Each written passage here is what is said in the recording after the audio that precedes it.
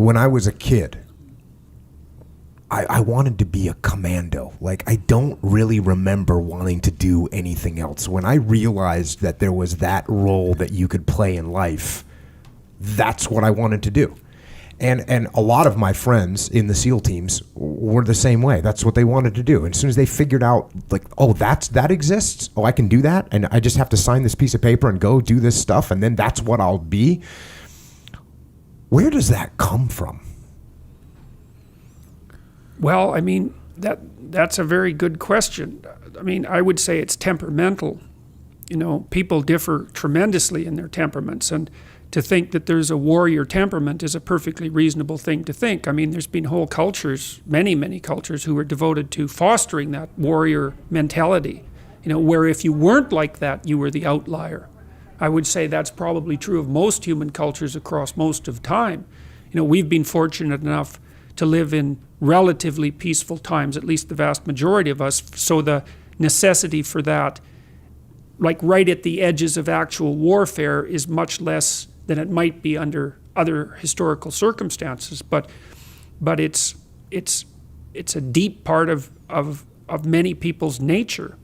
And so the question is, what do you do with that, right? And I mean, one alternative potentially is criminal behavior. And you know, the fact that so many people like watching movies about bad guys, you know, is an indication of how attractive that is to people. And I think the reason for that is that, while Nietzsche observed at one point that most of what people regard as morality is just cowardice. And what he meant by that was that people don't do bad things not because they're good, but because they're afraid to do the bad things.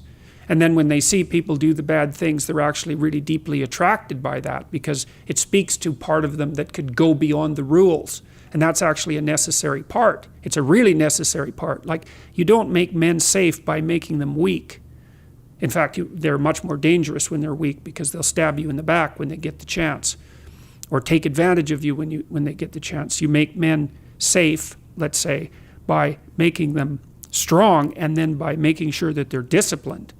And so, you know, you've got people like you have got this, let's say, warrior mentality that's a deep part of their temperament, and then you have some choices about what you might do with that. You might try to discipline it and bring it under voluntary control and integrate it into your character, in which it can make you someone who's stalwart and indomitable and who will move forward, you know, in the face of tremendous risk.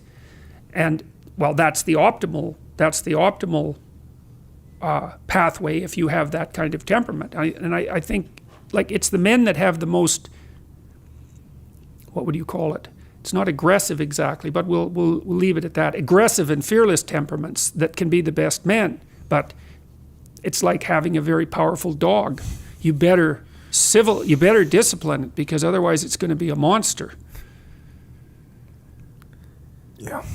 Well, I was a rebellious kid, right? And I could have easily gone down the path of crime. And as a matter of fact, many of my friends that I, you know, left when they stayed at home, they did end up as criminals and having big trouble with the law, or going down even paths of drugs and everything else that you can get into. But when we were kids or younger, everyone kind of had the same thing. But like you said, I'm so lucky, because I just signed that piece of paper and I saw that I could do something, and I could take all that aggression and all that energy, and I could do something that was good and positive. And we joke about that in the SEAL teams, that many guys, you actually, to be a good SEAL, you sort of have this criminal mindset that you've somehow harnessed and you keep under control most of the time. Yeah. And occasionally it does get out of hand, and we got guys that get in trouble, and that happens. And if we only took guys that would never get in trouble, we wouldn't have anyone in the ranks, really. Yeah. Well, you also see too in the classic hero stories. I mean, you see this with Harry Potter, for example, which I'm making reference to because it was such a phenomena. I mean, when something makes welfare mother richer than the Queen of England, you shouldn't take note, right? And when kids are reading 500-page books and standing in line waiting for the next one, and when you produce a whole movie empire around something, you should take note of that. Well, Harry Potter's little team aren't the delinquents, right, who have no discipline, but they're also not the good kids. They're the kids who will break rules when necessary, and that's the issue.